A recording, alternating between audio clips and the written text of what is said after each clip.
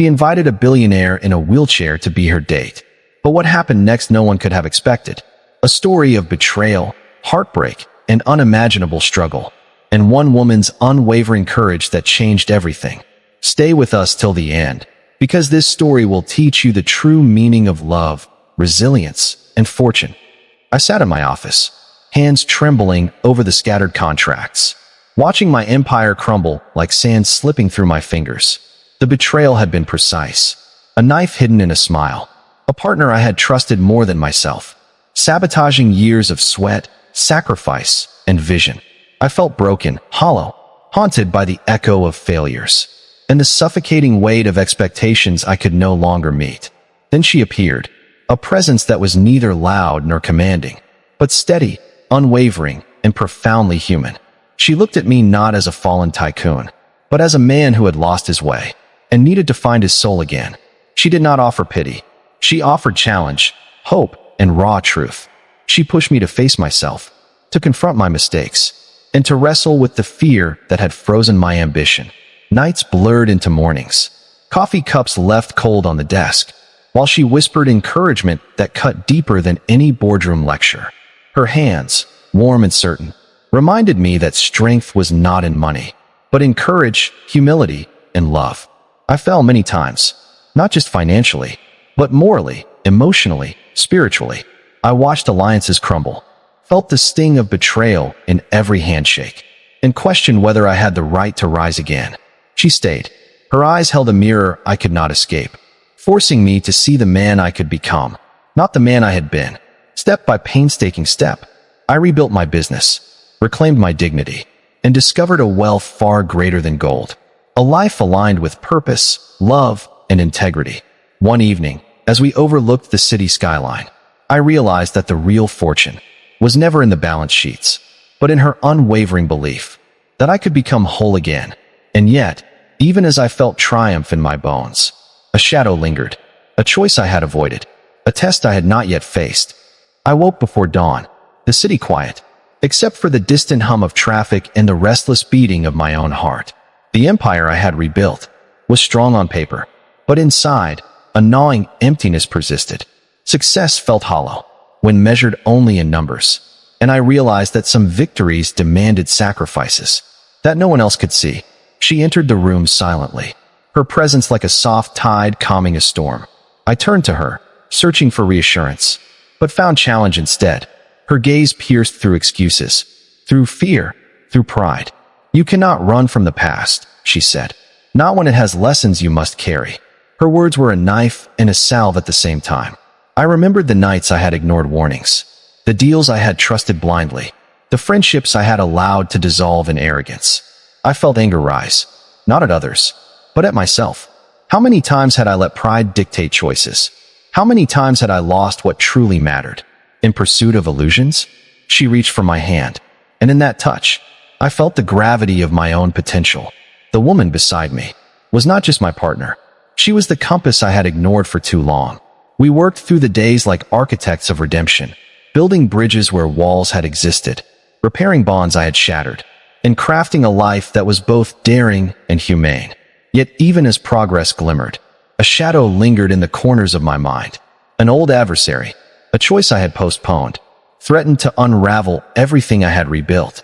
I realized that triumph was not a final destination, but a constant confrontation with doubt, fear, and weakness. And in that realization, I saw clearly the test that awaited us, one that would demand everything I had learned, and everything she had taught me.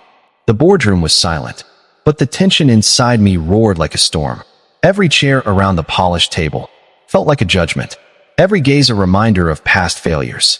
I had come back stronger, but strength without humility was still brittle.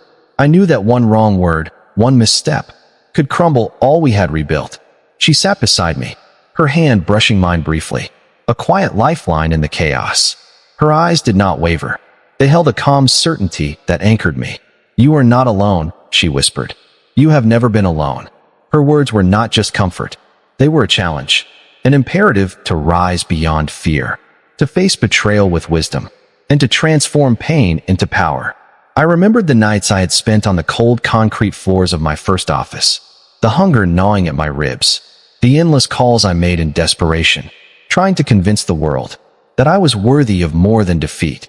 And then I remembered her, how she had believed in me when I had doubted myself most, how she had risked everything, stood by me through humiliation and exhaustion, teaching me that love and trust were not weaknesses, but the backbone of resilience. I rose from my chair, voice steady despite the storm inside. I laid out the plan, every risk, every strategy, every sacrifice that would be required. The room listened, some with skepticism, some with envy, but I could feel a shift, the same way I had shifted inside myself when I realized that failure was not the end, but the forge in which greatness is made.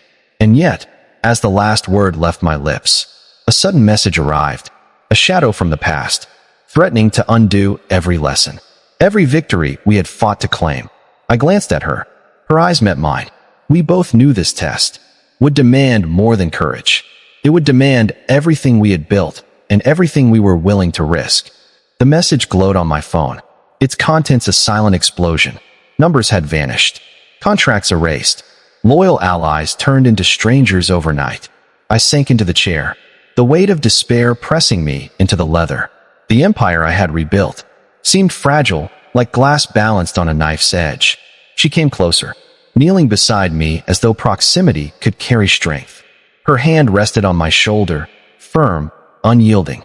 "You are stronger than this moment," she said, "and you are not alone in it." Her faith pierced the fog of panic, reminding me of nights we had spent rewriting failures into lessons, of mornings when the city felt cold but our resolve burned hotter.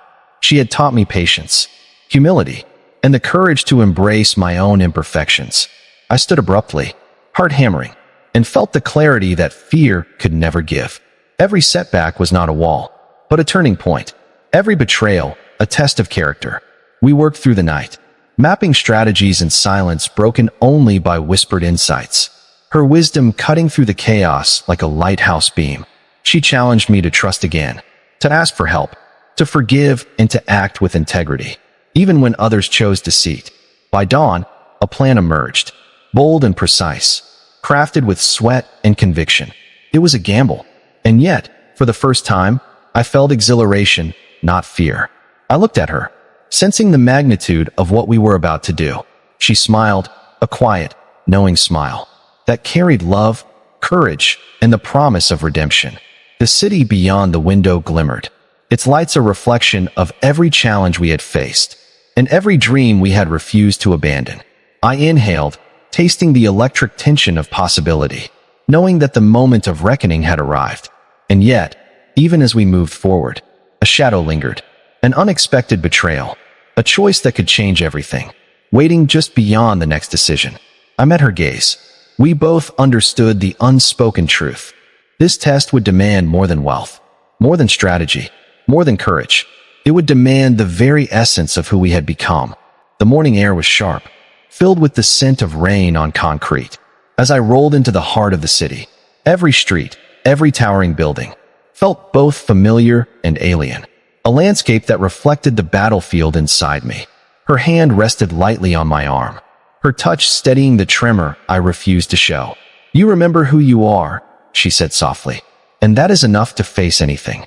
I nodded, but my stomach twisted. The message from last night had uncovered more than stolen funds. It revealed betrayal at the core, from someone I had called a friend, someone whose loyalty had been assumed, and now lay in shards at my feet. We entered the office silently, each step measured, deliberate, as if the floor itself could betray us. I faced the room, the emptiness echoing back every failure I had feared. Her eyes met mine, unwavering.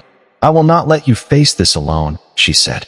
"And I will remind you, again and again, that your value is not in what they take, but in what you build with your own hands." We spent hours untangling the web of deceit, tracing every action, predicting every move, planning countermeasures that demanded every ounce of intellect and courage I possessed.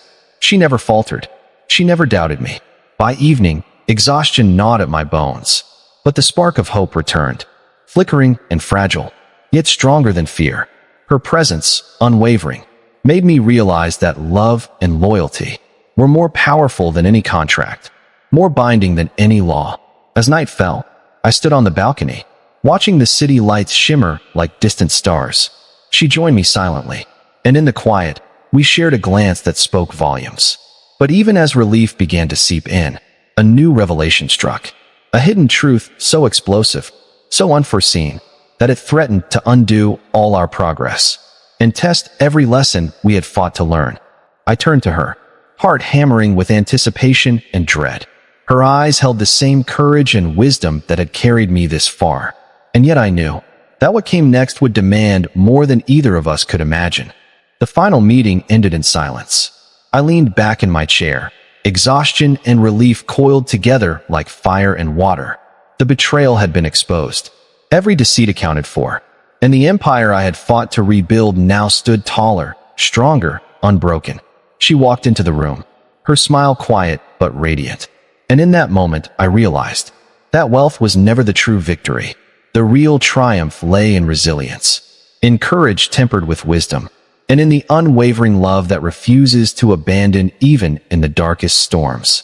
We left the office together, the city stretching before us like a canvas of possibility. I breathed deeply, feeling the weight of fear and doubt lift from my shoulders. Every setback, every betrayal, every sleepless night had carved lessons into my soul.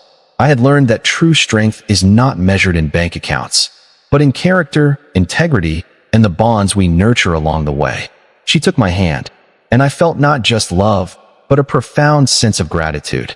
Gratitude for her courage, for her wisdom, for believing in me when I had nothing but a broken will. I turned to her and said, "I understand now. The fortune I have gained outside is nothing compared to the life we build together inside." The moral revealed itself with clarity.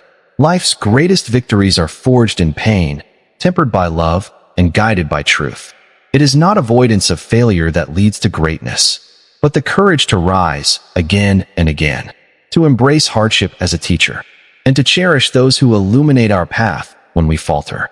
We walked into the night, side by side, not just as partners in love, but as witnesses to the power of perseverance, trust, and sacrifice. And I knew, finally, that any obstacle could be overcome when courage meets loyalty and hope refuses to die. The story ends not with gold, but with wisdom. The greatest fortune is the life we choose to live, honestly, bravely, and with love.